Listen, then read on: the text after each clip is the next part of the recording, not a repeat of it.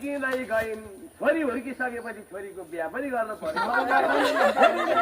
राम्री छोरी चान्चुने पुरुषलाई धेरै विद्याहरू सिकेको धेरै शास्त्रहरू जानेको सबले मानेको यसैलाई मैले छोरी दिनुपर्छ भनेर राजा सुरसेन राजाको छोरो वसुदेवलाई बोलाए एकदमसित ठुलो वार्ता भयो भने अनि के भने महाराज उग्रसेनले भन्दैथे राजा वसुदेव म हजुरलाई जय बनाएर राख्न साथै तयार भए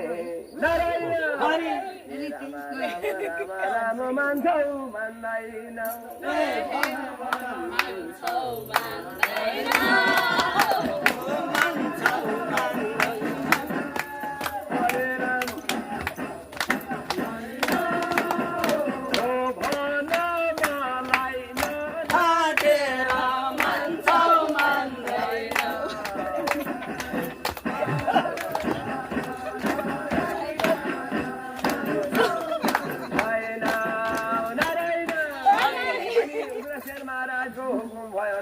वसुदेव पनि असाध्यै खुसी हुनु हो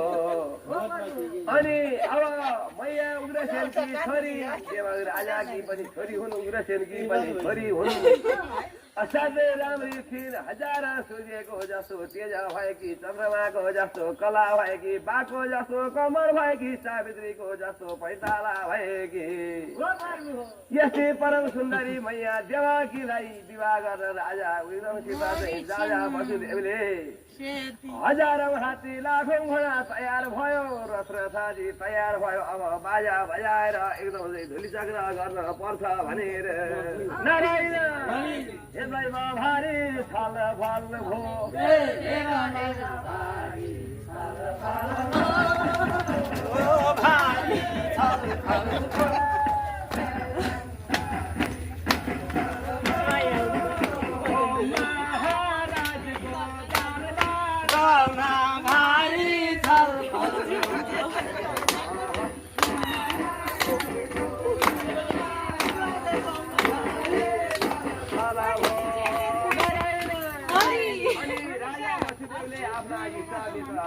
भय भड्का ज्वाइँ भानी इष्ट जति सबैलाई बोलाए